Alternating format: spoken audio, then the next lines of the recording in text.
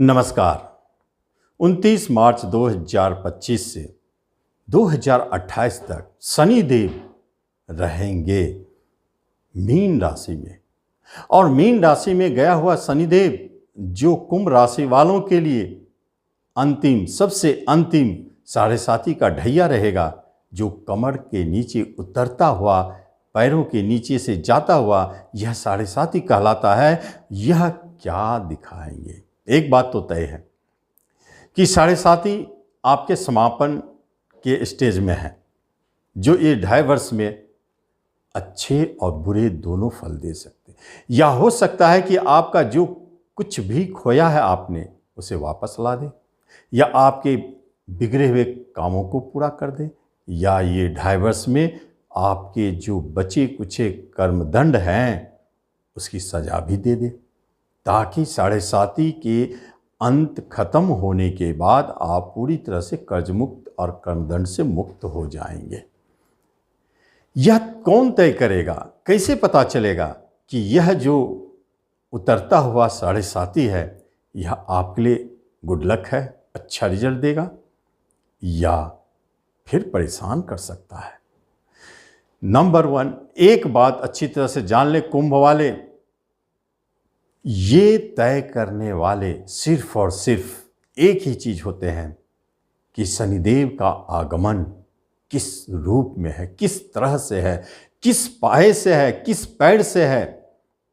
वही तय करेगा कि ये 2.5 वर्ष आपको क्या देने वाले हैं। एक बात आप रूल को समझ लें कि शनिदेव जब प्रवेश करते हैं किसी राशि में तो उनके 4 पाए होते हैं। 4 तरह के पैरों से चलते हुए प्रवेश करते हैं। पहला गोल्डन फुट, जिसे सोने की पाया कहते हैं। दूसरा सिल्वर फुट, जिसे चांदी की पाया कहते हैं, रजत पाया। तीसरा कॉपर फुट, जिसे तांबे की पाया कहते हैं। और चौथा और अंतिम आयरन फुट, जिसे लोहे की पाए कहते हैं या लोहे का पैर कहते हैं। इन चारों में से किसी न किसी एक पैर से आपके राशि से दिखाई देंगे कि कैसे प्रवेश कर रहे हैं आपके जीवन में। वही तय करेंगे कि ये 2.5 वर्ष तक आपका कैसा प्रभाव रहेगा, उसे भी जानना है। और यह सबसे पहले जाने कि किस पाए से प्रवेश किया। लोहे की पाए सबसे अच्छा होता है और तांबे की पाए अच्छा होता है। चांदी की पाए जो मिक्स रिजल्ट देते हैं, शुभ और अशुभ। और अंतिम सोने की पाया जो सबसे अनिष्टकारी रिजल्ट देते हैं। तो ये शनि देव कुंभ राशि वालों के लिए सिल्वर फुट, चांदी की पाए से प्रवेश कर रहे हैं। इसका अर्थ होता है कि यह मिक्स रिजल्ट देंगे, शुभ और अशुभ दोनों। या तो शुभ देंगे या अशुभ देंगे। अब कौन तय करेगा कि किन्हें शुभ फल देंगे और किस कुंभ राशि वाले को अशुभ फल देंगे? इसके पीछे बहुत सारे लॉजिक है, तर्क है कि जिस समय ये प्रवेश कर रहे हैं मीन राशि में, तो आपके सर्वाष्टक वर्ग कुंडली में मीन राशि में कितने शुभ बिंदु हैं? अगर 27 से ऊपर हो तो अच्छा संकेत मिल गया। दूसरी तरफ यह संकेत यह बताएगा कि आपकी दशा अंतर्दशा अगर राजयोग या शुभ ग्रह की चल रहा हो तो अच्छा संकेत देगा। लेकिन यदि ये अशुभ दशा अंतर्दशा, मार्केज की दशा अंतर्दशा से गुजर रहे हैं और सर्वाष्टक वर्ग में मीन राशि में आपके कुंडली के अनुसार शुभ बिंदु 27 से नीचे है, तो समझ जाएं कि ये जो अंतिम चरण है 7.5 का, ये आपको अच्छे फल नहीं देने वाले, क्योंकि आपके कुछ न कुछ कर्मदंड बचे रह गए हैं जिसे वो खत्म करना चाहते हैं। तो फिर क्या होगा? तो इसे देखें कि कहाँ क्या कर्मदंड आपके बचे हैं, या कहाँ किस क्षेत्र में आपको जबरदस्त चमत्कार देने वाले हैं। अब इसे हम ध्यान से समझेंगे।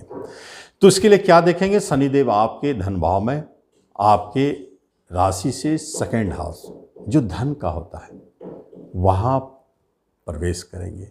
यदि आपके पास जन्म कुंडली नहीं है, आपको समझ में नहीं आ रहा है कि क्या अच्छा रिजल्ट मिलेगा या बुरा, ये पाए का प्रभाव अच्छा है या बुरा, तो फिर इसे समझने के लिए एक साधारण सा ट्रिक को समझ लें, एक साधारण सी स्थिति को जान लें कि जैसे ही 29 मार्च 2025 के बाद आपको अपने किसी रिश्तेदार से अगर विद्रोह हो, झगड़े हो, विवाद हो, अलगाव की स्थिति पैदा हो, आपको कहीं धन फंसने की स्थिति हो, चोरी हो जाए या धन हानि का संकेत हो, तो समझ जाएं कि ये चरण आपके लिए अच्छा नहीं है।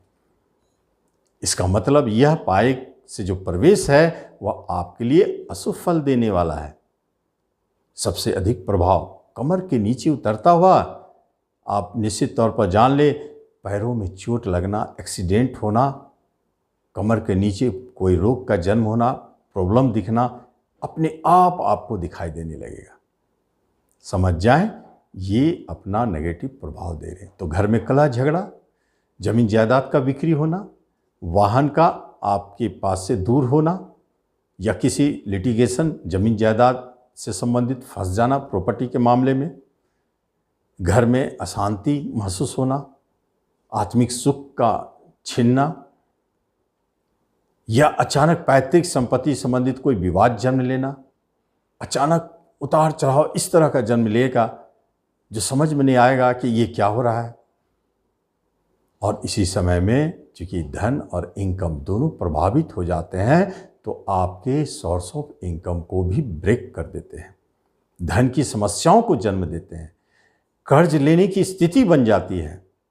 ये संकेत देने लग जाते हैं। और इस जो बातों की हमने चर्चा की, बड़े भाई बहनों से झगड़े विवाद, समाज में सोसाइटी में परेशानी, आपके कोई सोर्स ऑफ इनकम रुक जाना या प्रेजेंट इनकम प्रभावित होना, कहीं आपके काम रुक जाना, जहाँ से कुछ पैसे आ रहे थे वो बंद हो जाना, ये सारी चीज़ अलग अलग दिशाओं में आपको दिखाई देना शुरू होगा, जिसमें अचानक इंसिडेंट के कारण कमर के नीचे चोट लगना या किसी रोग का जन्म होना, ये भी दिखाई देता है। तो इस समय में जो प्रॉपर्टी से जुड़े क्षेत्र में है उनको परेशानी दिखेगा, वाहन से जुड़े क्षेत्र में परेशानी दिखेगा, एक्सपोर्ट इंपोर्ट से जुड़े क्षेत्र में परेशानी दिखेगा, जिनका जन्म मृत्यु इंश्योरेंस सेक्टर में है परेशानी दिखेगा, मेडिकल क्षेत्र में है परेशानी दिखेगा, इन लोगों को परेशानी दिख सकता है।